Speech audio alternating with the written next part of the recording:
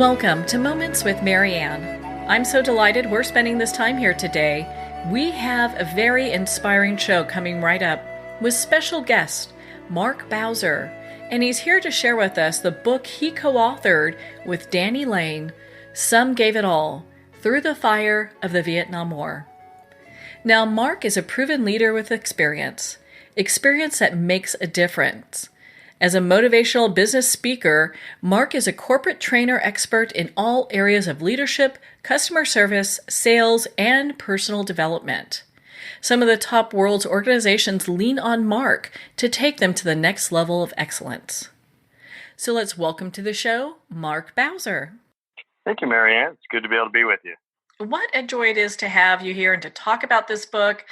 I mean, I'm so glad that we have the opportunity to share this. I think a lot of people don't really understand what our veterans and our troops went through when they were in Vietnam. And there's a lot here that I didn't even know. And my father was in Vietnam. Well, you're absolutely right. I have a history degree and a bachelor's of arts in history degree. And there are things that Danny Lane taught me as we were going through this book that I never knew or never taught in my history classes. For example, he started talking about rock apes. And I stopped him right there and go, what are you talking about? I have never heard of a rock ape. And he goes into great detail and he goes, oh, these things were awful. He says they walked on two legs. They were about 4.5, 5 feet tall. So in the dusk of night, you couldn't tell, was that a man? What was that? And the North Vietnamese Army and the Viet Cong were so cunning that they would train these apes to throw rocks. That's how they got their name, rocks, and then sometimes grenades at our troops. And our troops hated these things. And now they not only had to battle the enemy, they had to battle these animals that were coming through our lines as well.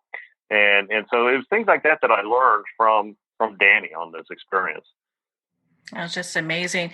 So before we go too far ahead, I'd love for you to share a little bit. So this book is actually written with you and Danny Lane, and it's Danny Lane's account of Vietnam. Is that correct? Yeah, it is. And who Danny Lane is, because a lot of people may not be familiar with him if you're not in the martial arts arena. Danny Lane is a martial arts instructor. He's my instructor. And as we got to know each other a little bit better, I realized he had a story in there.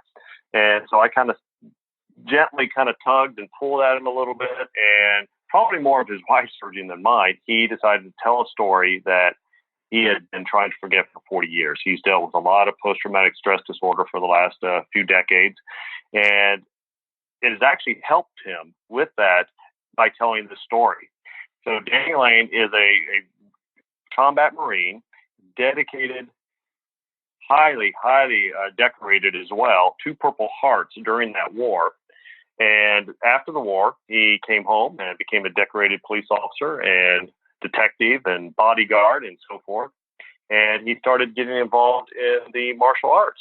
And he's one of Chuck Norris's top black belts. Danny is a 9th degree black belt, which is very rare. He's a grand master. He is a 9-time national martial arts champion and a former world kickboxing champion. So this guy is the real deal. And he was able to share his story of what he went through in Vietnam. And one thing that he has on his heart is, like you mentioned, Marianne, that we don't understand what our veterans have gone through or went through. And he brought to my attention that we lose an average of 22 veterans a day to suicide. And he admitted to me that he's looked down his own gun barrel many, many times over the decades because of what they went through and what they saw and what they had to do was so dramatic that Danny explains it as he says, the brain's actually even different. And he's trying to explain this to families of veterans and to the veterans themselves to begin to understand that once you went to war and once you saw and had to do what you had to do, your brain chemistry has literally changed. And so the person that now is at home is not the same person he was or she was before they left. And it's a tragedy that we are losing our veterans like that. And so part of our mission is to actually bring that awareness and let's help our veterans and give them not only the thanks they deserve, but give them the helping hand they need after they come back home. Well, isn't that the truth? We owe them so much. And as we go through part of this story, I mean, there's a lot of it that's heartbreaking. Some of it I've heard of, and a lot I had not. I mean, how old was Danny when he went to Vietnam? He was 19. So literally, we sent these boys over there. He went over in 1968 and 69, so the heart of the combat over there. And he was a kid. He had gone to boot camp, and pretty much from boot camp they sent him to Nam. And within a day, he's out there in Operation Mead River, which was the largest helicopter battles of the war itself. And 19-year-old boy, 24 hours earlier, he's in the States, and now he's being dropped off in a combat zone. That's just unreal. They would spend 3 months at a time out in the bush, out in the jungle, without coming back at all. 3 months out there. And just living out there and surviving out there. And one thing he's had, obviously, the bad dreams forever. He even now, he says, I don't have the dreams of Nam anymore, but I still have violent dreams every night. And he says, well, somebody's doing something and I have to do something to them. And a lot of that happened is because he told me more than once as we were working on the book, he said, everything bad happened at night. That's when the enemies attacked. We hated the night because everything bad happened then.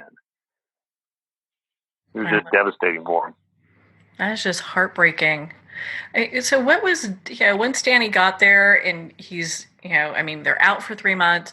I mean, what was daily life like for them? Well, let me give you an example from that very first day. The very first day, like I said, 24 hours earlier, he'd been in the States. They flew him over there. Now he's in Nam. He and a bunch of other boots. And a boot is somebody who has not seen combat. And nobody wants to be near a boot because the boots are untested. You don't know what a boot will do when they're out there. They may panic and get everybody killed. And so the veterans, they didn't like being around boots. So Danny's a boot. His best friend, Soter, who went through boot camp with him, he's also a boot. He's right there next to him. They're all lined up. The helicopters are lined up, ready to go. Because I mentioned Operation Mead River was the largest helicopter battles of the war. And it's cold. It's wet. The monsoon season is hit. They have a 100-pound backpack on their back. And all of a sudden they tell them, get on board. So they all get on board the helicopter. The helicopters take off and are heading towards the front lines. As they're on their way, one of the veteran troops looks at Danny and looks at Soter and he goes, you boots better sit on your helmets. And they're going, what do you mean? Why do we need to sit on our helmets? He goes, because this flimsy thing we call a helicopter, the bullets will come right up through this floor and go right up in your rear. And so as you imagine, they immediately jerked their helmets off and sat on them. And so that was their first inkling of what they were about ready to head towards. Then all of a sudden the helicopter up in front of them got hit and it's going down. And so that changes the dynamics of all the region of helicopters there. And so finally they drop the door and they tell them, get out, jump now. And so it's dark. They don't know how high they're up. They have a 100-pound pack on their back and they're told to get out of the helicopter because they're taking all kinds of fire. And so Danny finally figured it's got to be safer on the ground than it is right up here. So he jumped. Didn't know how high he was up. Has a 100-pound pack, and he jumps. Lands obviously extremely hard. Well, you can imagine now what the problem was because as a moving helicopter is going through the air and people are jumping out, those people, that platoon is going to be spread all over the countryside. And so the chances of you being with a buddy or chances of you being with anybody close by is slim to none. But a miracle upon miracles, Soter jumped out right with him. And so they both landed just a few feet from each other. As soon as they landed, they started taking fire. And so they scuttle off into the brush and just lay there. And so they're separated from their squad. They're two boots. They just got in Vietnam and they're taking heavy fire right now. And so what would you do? And that's the question I think comes to everybody's mind. What would you do? And this is for those of you who know me more from my training side in the business area, this is one of the things we take out of that particular story is you go back on your training. And Danny was reminded at that moment, as he reflected on this story, is, he said, Gunny Plumber in boot camp, he said, you never know what part of your training will save your life. He said, you never know. So all of it is important. Well, at that moment, Danny knew exactly what was saving his life. In boot camp, they would go eat chow in the mess hall. And then after they'd eat chow, they would have to go stand out in the hot sun and allow these bugs that were in that particular area to just chew on them. And the bugs would crawl up their noses and in their ears and in their eyes and in other places. And if they moved or if they swatted these bugs at all, they had to build and dig a 6-foot grave for that bug. And so they were taught to stand perfectly still. But Danny understood right then, right there, as he's laying in the jungle taking fire, what's going to save his life that night. And so he and Soter were perfectly still as the Viet Cong were looking for them because they knew they were there, and they're just meters from their head, but never saw them because they laid perfectly still within that time. And so what training do we have that we can lean on that's going to get us through whatever crisis that we may be heading into? It's just unreal, what they went through. And you look at this, and then there's also, you look at the elements. I mean, from the book, it talks about many men actually suffered from heat exhaustion. Mm-hmm. Well, it was very hot. The Vietnam, the weather was more contrasting than what we think. If you see the movies, you think about just the heat and this type of stuff. You see some of the rains, but you didn't realize that the extreme temperatures that you might get. One of those obviously being extreme heat. And so if you have a pack on your back, if you're going to be out there in the bush for many, many days, you have at least enough of the survival stuff, particularly more ammunition and so forth. So there's a lot of weight that they were carrying. And they would have to hike for, well, depending on what the mission was, they would have to hike a lot during the day. Well, but then they weren't getting the rest at night because, again, everything bad happened at night. So if you're hiking all throughout the day to get to the next location, and at the same time, you're having to be vigilant because there's not only the booby traps that were out there all over the place, you could be ambushed at any moment. So you're on high alert all day long. You're on high alert all night, so you're not getting sleep. And it just begins to take it out on you. And then Danny himself, he got malaria once or twice, and that just sucks the life out of you. And he lost a lot of weight because of that, and the heat exhaustion that went with it. So it was a terrible place. Yeah, I know in the book it talked about how he was also a little bit malnourished. I mean, because they were out for such a long period of time, fighting. Exactly right. And so when you think about the food that they had to, it had to be something that they could carry in. It had to be something that could be preserved for a very long time.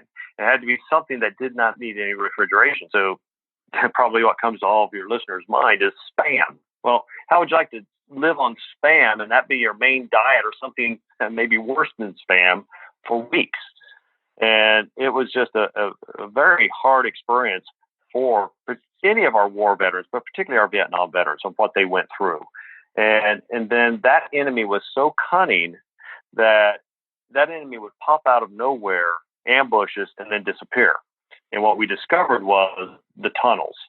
And most of your listeners probably have heard of the tunnels. We've seen them in movies here now. And you think about, okay, there's a big room underground. The Viet Cong and the North Vietnamese Army, these guys have been fighting wars for decades. So we have our 19-year-olds up against people who have been fighting for decades in a guerrilla warfare type situation.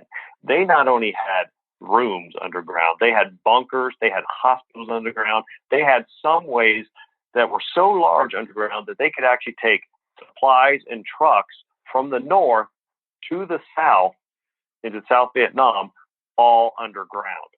And so that's what we were going through. And these little caverns, or little openings to these caverns, could be anywhere. And so they would pop up, shoot our troops, and then disappear. And it was like that the entire time that Danny was over there. It was just a heart-wrenching experience that they had to go through. There was even the time where you probably heard about the dikes, or you've seen in the movies where it's kind of a marshy type area. And so you would see these dikes kind of surrounding the marshy areas. And so we would walk on these dikes to get from one place to the other.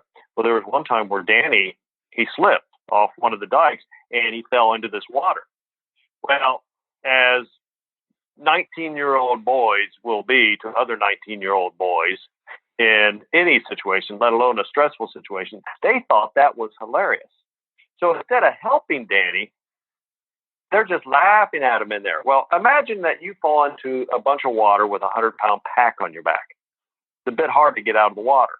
And so he is pretty much about to drown, and then finally somebody does help him out to get him out of there. But that is what they went through, not only with the enemy, but with just day-to-day life accidents that happened. And it's a miracle that he even survived. I mean, he got wounded more than twice. He got 2 Purple Hearts, but you don't get a Purple Heart every time you get wounded. 1, people have to witness it. 2, it has to be an officer. 3, it has to be recorded and sent in. And so they were wounded many more times. So if you got 2 Purple Hearts, that means you survived multiple woundings. And nobody wanted to get that 3rd Purple Heart. You got to come home if you got 3 Purple Hearts, but not very many people survived the last one. And it was an awful experience. And why he started in the martial arts after the war. So if we fast forward through his experience of Vietnam, and he said the reason he started in the martial arts, he came across the Korean master in the martial arts in Tang Soo Do, and he said, I just started working out. And he said the reason I started working out was because the demons came out at night, so he couldn't sleep. So he just would go into the gym and he'd sweat it out, sweat it out, sweat it out. And he became really, really good at the martial arts. But his motivation was just so the demons wouldn't continue to visit him. The bad memories, the flashbacks and so forth. Wow. You talked about the tunnels. I mean, most people, when they think about the tunnels, in Vietnam, they think it's just a small little cave or just a little place. I had no idea it was such an elaborate tunnel system. I didn't either. And again, that's something that we're not taught very often in our history classes. And I have an upper degree in history, let alone what our high school students are learning in history. But I think it's important that they need to know and understand what people and veterans like Danny Lane went through. And so it's a huge thank you to him that he was willing to go through this process, because this was not an easy book for him to come through. I was asking him to go back and relive memories that he had tried to forget. And so literally he was having to relive this. And what he would do was he would through a lot of tears and a lot of stress and a lot of heartache, and I was as gentle as I could be, but he would actually write it down. He would write his memories down, and then he would send that to me. So instead of having to talk it out to me, he would just sit at the computer and just write it all out. And then he would send those thoughts to me, and then I would turn that into the book that is now Some Gave It All. And it was a heart-wrenching experience on all of it. As we're probably halfway through the process of the writing process, he revealed something else to me that, and I think it was just time of getting to trust me, and then just time of what he was willing to remember and to share, that he shared an experience he had. The book opens up with him in the hospital, or heading towards the hospital, in 2006.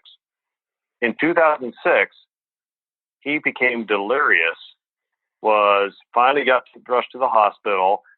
He didn't know who he was. They didn't have a clue what was wrong with him. They didn't even know who he was for a while. And then finally, his son was able to track him down, because he was living with his son at the time. And his son had been looking for him and finally came across which hospital he was in. And they found out who Danny was and so forth. Well, what was happening, his brain was swelling from a virus, which he probably got back in Nam. In 2006 is when it started to incubate, if you will. And so all these flashbacks began to happen at that time of his experiences during the war itself. And so you have these two sides, two pictures of Danny Lane within the book. The one that's fairly present, 2006, where he has a rare brain ailment where they can't even figure out what to do. And then you have these flashbacks of him going back to Nam at age 19. And so it kind of completes a huge complete picture of what Danny Lane and our veterans have gone through. That it's not just that year and a half or 2 years that they're on tour over in the war zone.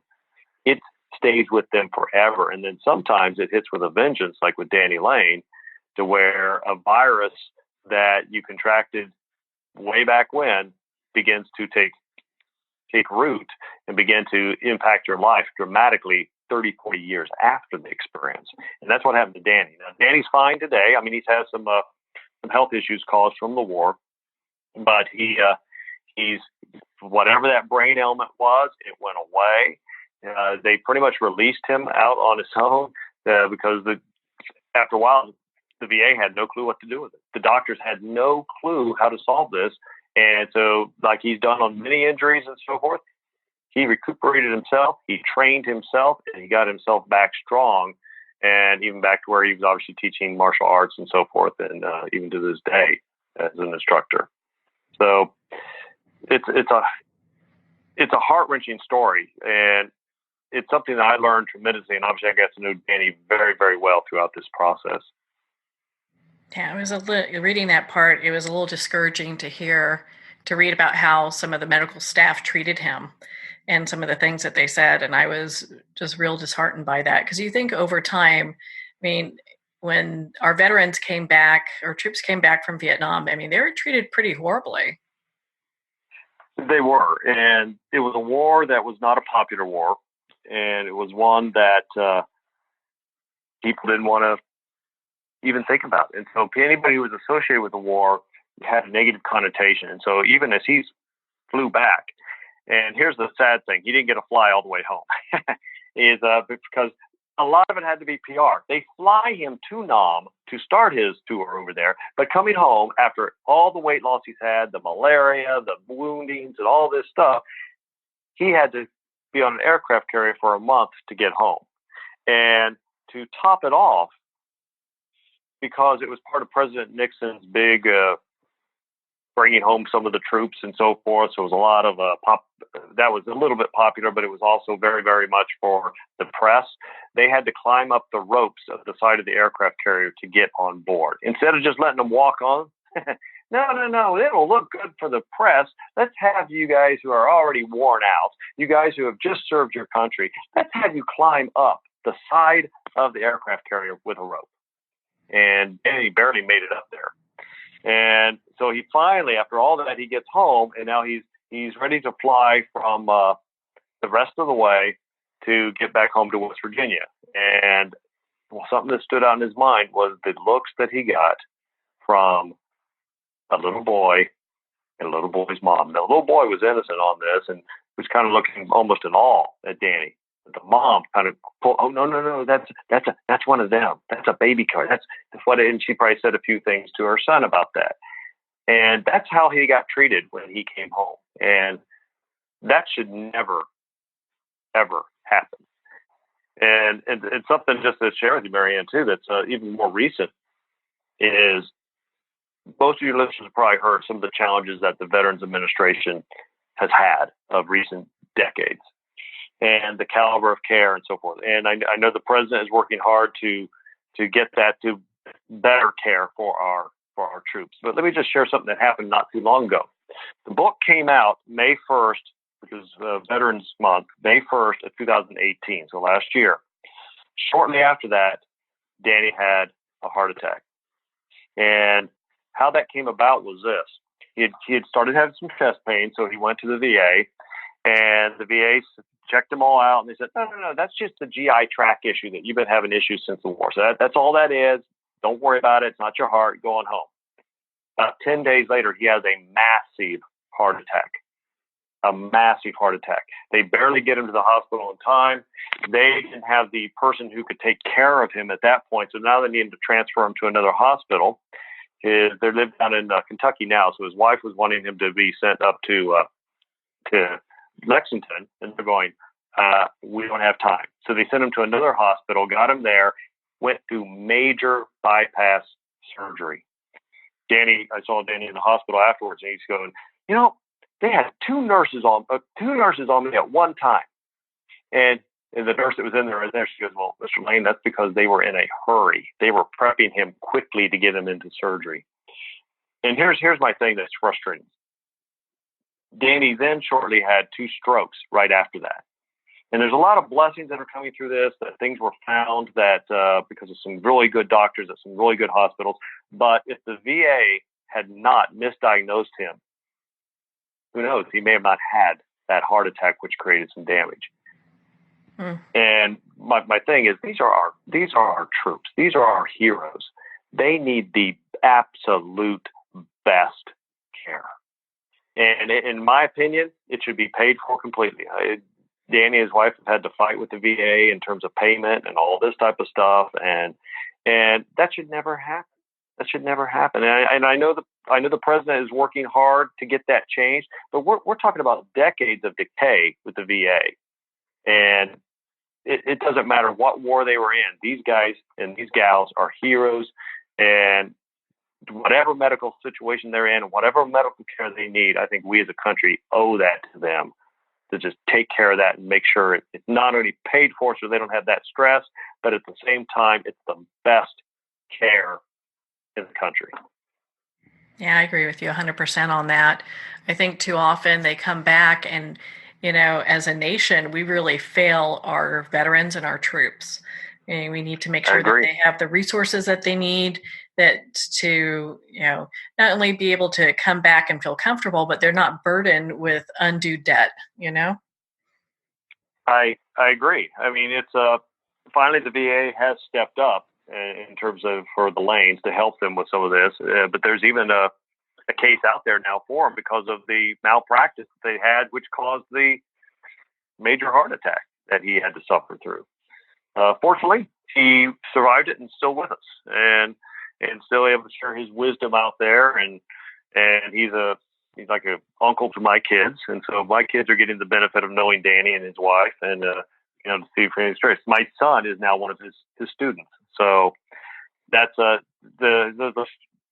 silver lining to every story. And so my son gets to be taught by one of the best martial artists in history. Danny's in part of a number of so many Hall of Fames that you can't even count them all. And so that's a blessing that he's able to now share his wisdom to not only to me, which is quite a bit younger than him, but now to my kids who are that next generation. So what do you want readers to take away from Some Gave It All?